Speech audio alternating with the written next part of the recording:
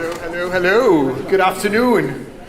Wow, ladies and gentlemen, what a day that was. Dreamers and disruptors, did you have a good one? No, let's try that again. Dreamers and disruptors, did you have a good one? Now that is more like it. Well, I, for one, have had a buzzing day. To be amongst professionals like all of you, like-minded people, people who want to leave an impact and make a change is absolutely fantastic. As it's the end of the day, I won't keep you long. I wanted to reflect on today's topic. I want to share with you what the CQI has been busy with, and I have one call of action for you to do, if possible. But before I do that, just a little bit of all of you who passed by us in the market hall as we were walking. You may have passed by me or by Vince, looking down on our phones, moving between people. We were not ignoring you. We had a very friendly competition of who's going to get more LinkedIn connections by the end of the day. So there is still chance by 1 hour before the awards, so please do make sure I win. Thank you very much. Right, so what did we learn about today? I have listened to a podcast earlier on in the week. It was from Professor Robert Siegel at Stanford Graduate Business School. He was discussing strategy and how leaders must understand and become systems thinkers. He said the world is changing and that globalization 2.0 is being written now. For leaders to navigate the never-ending change and complex supply chain, the different economic and geopolitical landscape, they have to become nuanced leaders. They have to respond to the context, which in my opinion is being shaped and defined every day. He joked and said, in his opinion, there are two types of people, or two groups of people. Those who have a heart and those who don't have a heart. I don't agree. I think there are three types of people. Leaders who don't have a heart, okay? Leaders who do have a heart, but most importantly, leaders who have a heart and a quality mindset. Today echoed just that. For us to be trusted partners, enabling the C-suite to achieve sustained success, we must think differently. We must be able to adopt a nuanced approach to the work we're doing. We must think differently because if we don't, we will exist no more.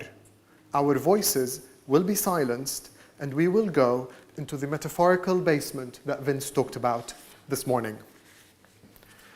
I am a dreamer. I dream of a future where businesses grow from the inside out, driven by purpose, building a sustainable economy, and making a lasting impact. A future where trusted quality partners, like all of us, don't just sit at the decision table, we help lead it, guiding the way to lasting impact. Vince kicked us off this morning by saying we have a golden opportunity to finally progress the idea that quality is best managed by the entire business and not a minority department.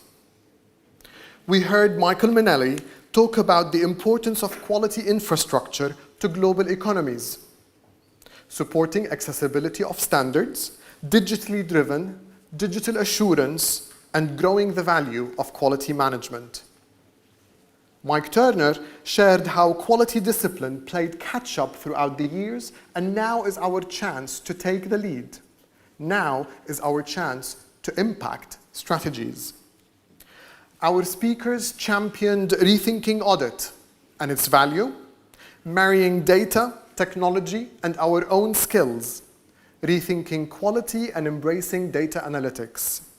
They emphasized on the importance of risk being an action, not just a tick box exercise from your Excel sheet. We heard from the Ministry of Defense on how operational excellence is key to improve value and efficiency.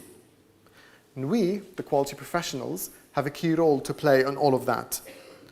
We saw how regulation is evolving quickly and disjointedly across different parts of the world.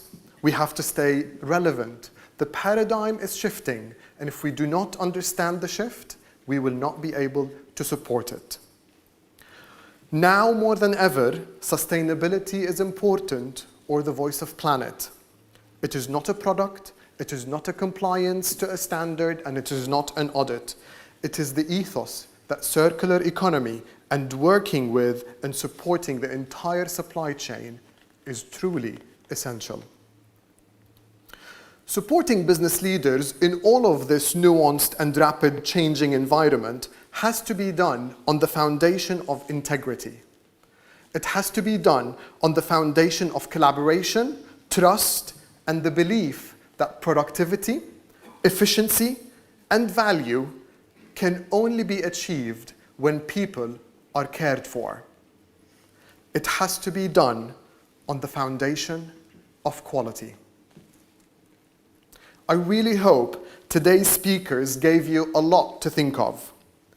I hope they gave you answers and some really good questions to take back to your organizations.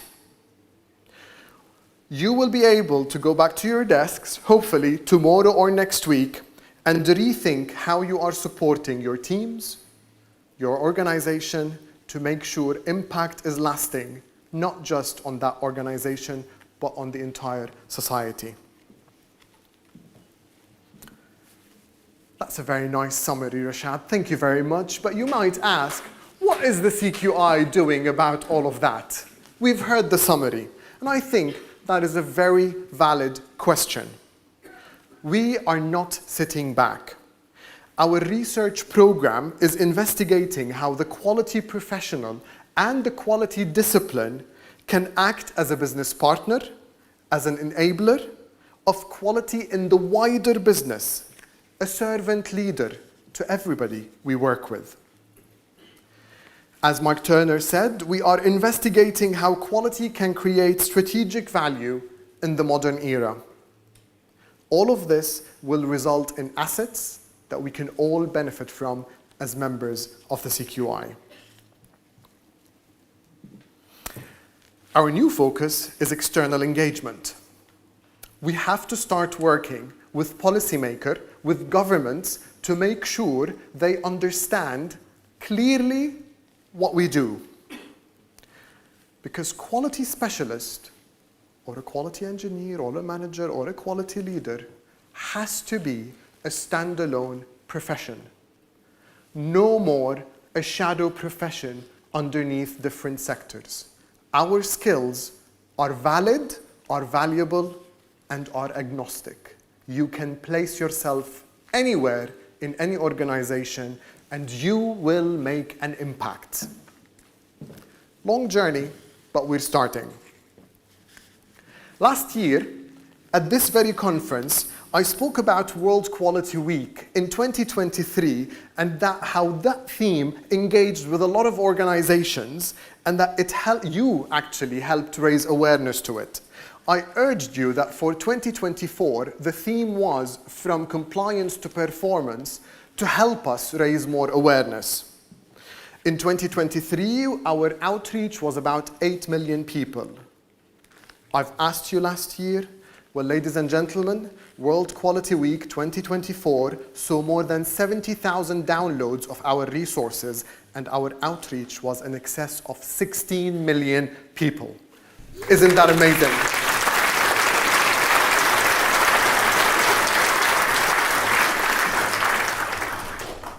We are continuing the work.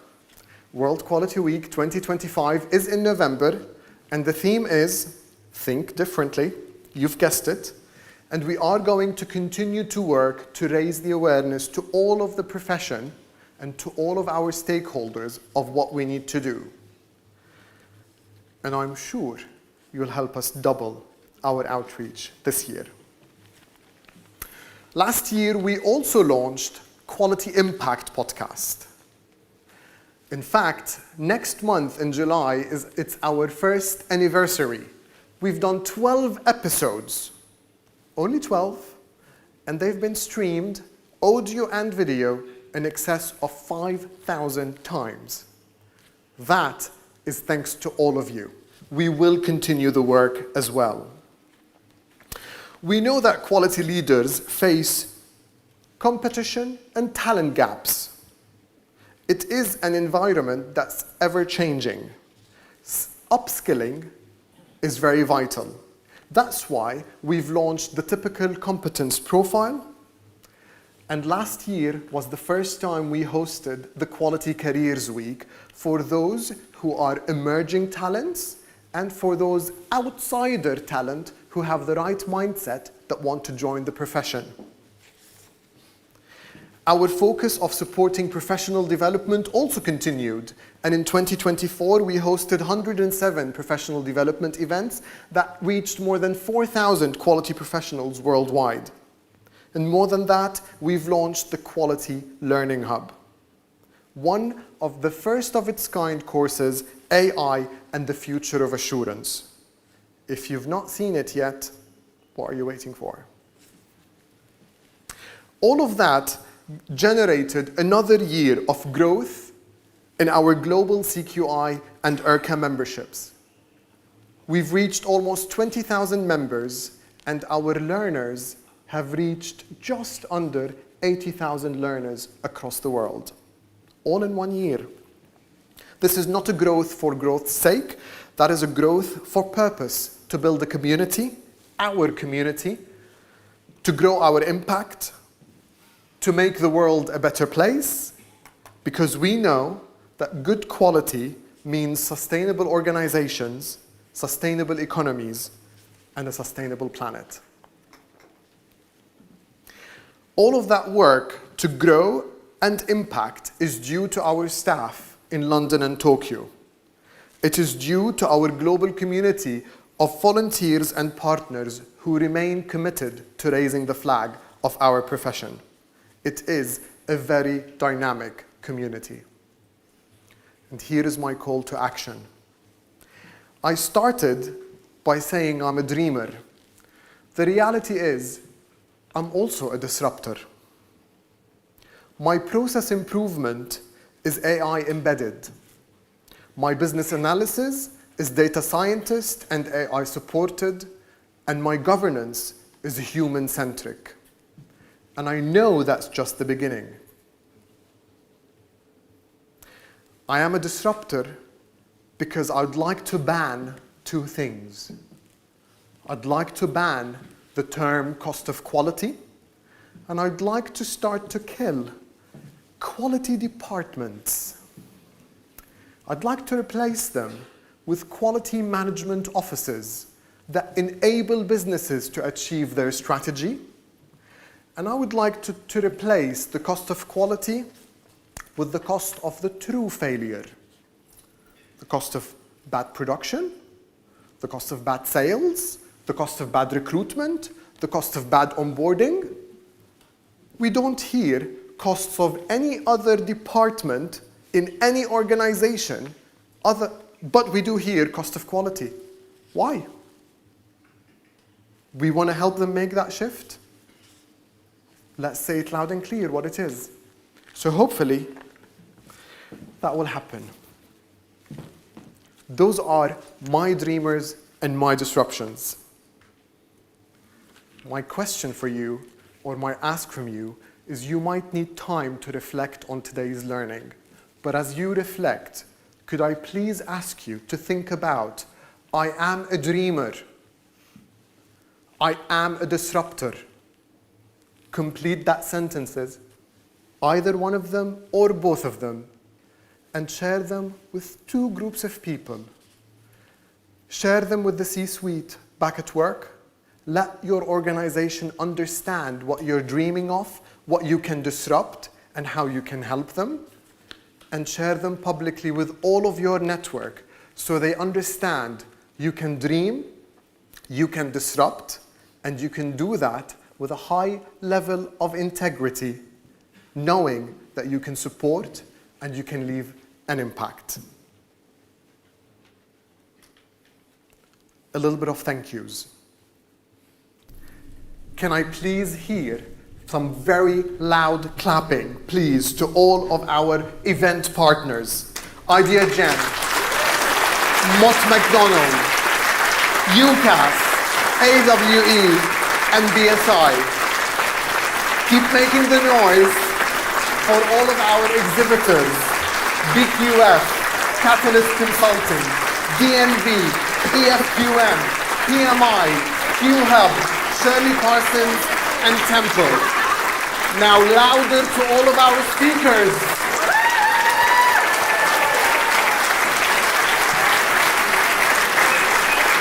Keep going, keep going. All of that has happened thanks to the CQI team. They're all behind, just look at them. Thank you very much, that's amazing.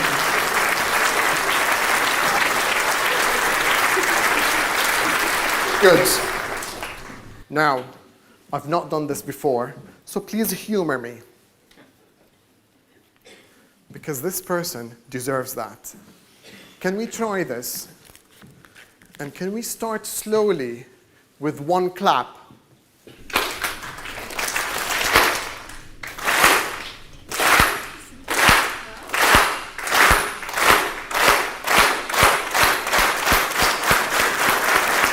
Ladies and gentlemen, Katie Steingold.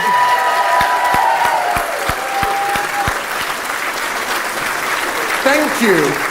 This is the CQI's event manager. She made today hopefully look like a breeze to all of you. Thank you very much, particularly for you, for all of your efforts. This is all I've got for you now. Please harness this energy. You've got about 45 minutes to continue networking and make me win that LinkedIn competition. After that, we're going to come back to celebrate the best of the best in the quality profession from all corners of the world. Thank you, everyone.